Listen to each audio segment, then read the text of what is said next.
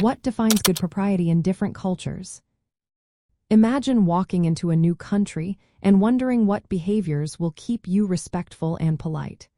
Every society has its own way of defining what is proper. Propriety is about following the social rules that help people get along smoothly. These rules are shaped by a culture's history, values, and beliefs. What is seen as respectful in one place might be different elsewhere. In many Asian cultures like Japan and Korea, showing respect to elders is very important. Bowing and using special honorific words are common signs of good manners. For example, bowing slightly when greeting someone shows humility and respect. Communication styles also vary. Some cultures value being direct and clear, like in the United States or Germany. Others prefer indirect ways to avoid conflict, like in China or the Middle East. In these places, people might use polite hints or softer language to keep harmony.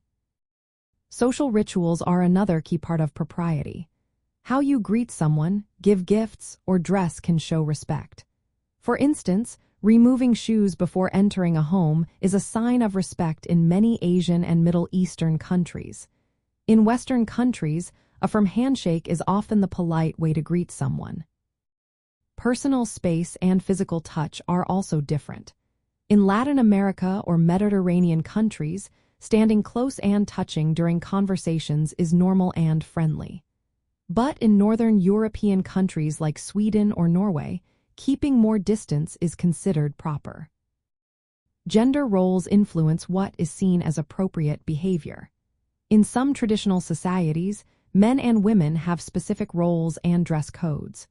In more modern societies, there is often more freedom for individuals to express themselves regardless of gender.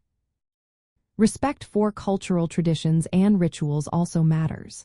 Participating correctly in social or religious ceremonies shows understanding and respect.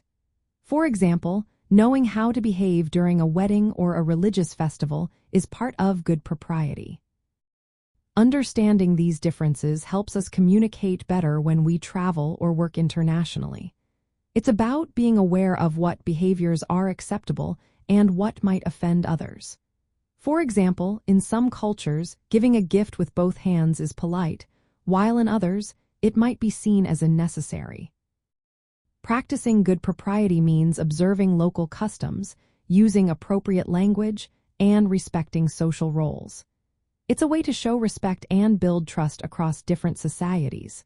When you learn and adapt to these norms, you help create positive interactions wherever you go. So, what defines good propriety in different cultures? It's the set of behaviors and attitudes that reflected each society's core values. From gestures and dress to communication and rituals, these norms help keep social life respectful and harmonious.